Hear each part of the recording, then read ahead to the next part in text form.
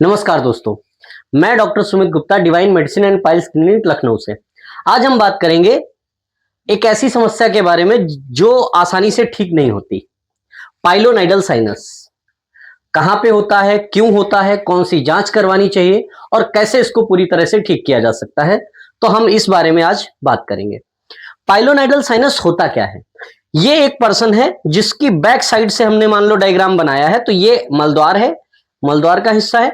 इसके ऊपर जो ग्लूटियल क्लेफ्ट होती है, हमारी बैकबोन जो है उसके पीछे का हिस्सा जहां पर टेल कोकिक्स एंड होता है, वहां पर और मलद्वार के बीच में कुछ हेयर्स जो होते हैं वो अंदर ग्लूटियल क्लेफ्ट में स्किन के अंदर चले जाते हैं और उन हेयर्स की वजह से यहां पे इन्फेक्शन हो जाता है, जिसकी वजह से छोटी सी फुंसी बनती है और वो उसमें पस पड़ता है। आप दवा खाएंगे, ठीक हो जाएगी, फिर फुंसी बनेगी, फिर पस पड़ेगा, फिर उसमें डिस्चार्ज चलेगा, ये चलता रहेगा। अच्छा, चूंकि इसमें हेयर्स गए हैं, अंदर हेयर्स चले जाते हैं, एंटर कर जाते हैं। ये ज्यादातर उन लोगों में देखने को मिलता है जिन लोगों की बैठने की जॉब बहुत ज्यादा होती है, जो बहुत लंबे टाइम तक बैठे रहते हैं, उन लोगों में देखा जाता है कि यह समस्या ज्यादा देखने को मिलती है। जो हेयर्स होते हैं यहाँ के आसपास के, जो हिप वाले हिस्से में, जो ग्लूटियल क्लेफ्ट के आसपास के हिस्से में हेयर्स होते हैं, वो इसके अंदर एंटर कर जाते हैं, अंदर धस जाते हैं और वो सोर्स ऑफ इन्फेक्शन होते हैं, जिसकी वजह से ये ठीक ही नहीं होती। जो फोड़ा या फुंसी बनेगी, यहाँ पे घाव बनेगा, यहाँ पे 2-3 जगह पर आपको ओपनिंग दिखेगी, कई बार एक जगह दिखती है, कई बार 2-3 जगह दिखती है और ये परमानेंट। आप दवा खाएंगे, कुछ आराम मिलेगा, लेकिन फिर हो जाएगी। ऐसे में लोगों को, अच्छा चूंकि जानकारी नहीं होती तो कई लोग इसको भी पाइल्स ही बोल देते हैं, क्योंकि जानकारी नहीं है। तो अगर आपको ऐसी कोई समस्या है तो अपने आप अंदाजा लगाकर दवाई खाने से अच्छा है किसी स्पेशलाइज्ड डॉक्टर को दिखाइए, ताकि वो ठीक से इन्वेस्टिगेट करके आपको बताए कि ये है क्या। इसमें क्या होता है, जब हेयर्स अंदर घुसते हैं तो पस पड़ता है, वो पस अंदर अंदर कई बार ट्रेवल करता है, कह सकते हैं कई बार ब्रांचेस बना लेता है, जो काफी अंदर तक इधर उधर भी जा सकता है। तो इसके लिए अगर इसका आप दवा के माध्यम से ट्रीटमेंट करते हैं, चाहे किसी पैथी में करें, तो इसको ठीक नहीं किया जा सकता। क्यों?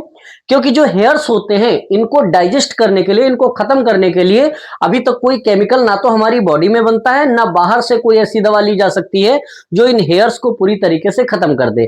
तो दवा के माध्यम से तो इसे ठीक किया नहीं जा सकता। फिर क्या करें? इसका एकमात्र उपाय होता है जो जिससे ये ठीक किया जा सकता है, सर्जरी। सर्जरी में भी लोगों के मन में आता है कि कौन सी सर्जरी? तो सर्जरी कई तरीके की है, ओपन सर्जरी भी है, छारसूत्रा भी है।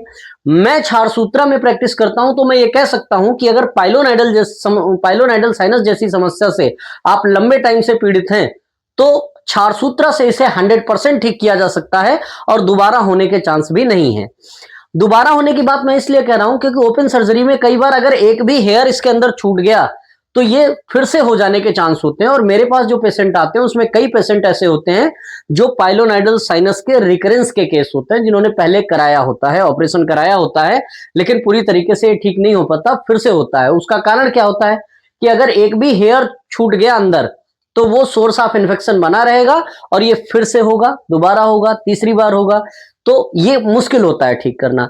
छारसूत्रा बहुत आसानी से, कह सकते हैं, इस हिस्से में छारसूत्रा बांधते हैं और वो धीरे धीरे रोज उसकी सफाई करनी होती है, तो जितने हेयर्स होते हैं वो सारे निकल जाते हैं और इस पूरे हिस्से से जहां पर ये इन्फेक्शन है, उस पूरे हिस्से को पूरी तरीके से ठीक किया जा सकता है। पाइलोनाइडल साइनस पूरी तरीके से ठीक किया जा सकता है।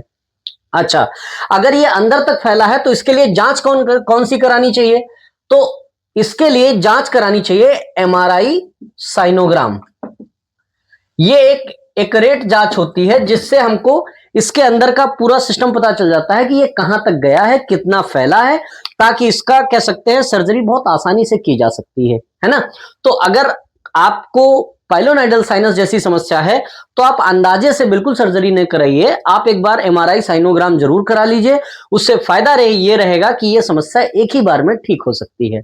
तो अगर आपकी जानकारी में कोई ऐसा व्यक्ति है जो मलद्वार से संबंधित कोई समस्या से पीड़ित है, जैसे पाइल्स, फिशर, फिस्टुला या पाइलोनाइडल साइनस, प्रोक्टाइटिस या डाइजेशन रिलेटेड कोई प्रॉब्लम है, या फिर कोई ऐसा घाव है जो लंबे समय से ठीक ही नहीं हो रहा, चाहे वो बर्न का हो, चाहे चोट का हो, चाहे वो डायबिटिक फूट हो, चाहे बेड सोर हो, किसी टाइप का, तो आप नीचे दिए गए नंबर पर हमें कांटेक्ट कर सकते हैं और ऐसी समस्याओं से निजात पा सकते हैं। Thank you.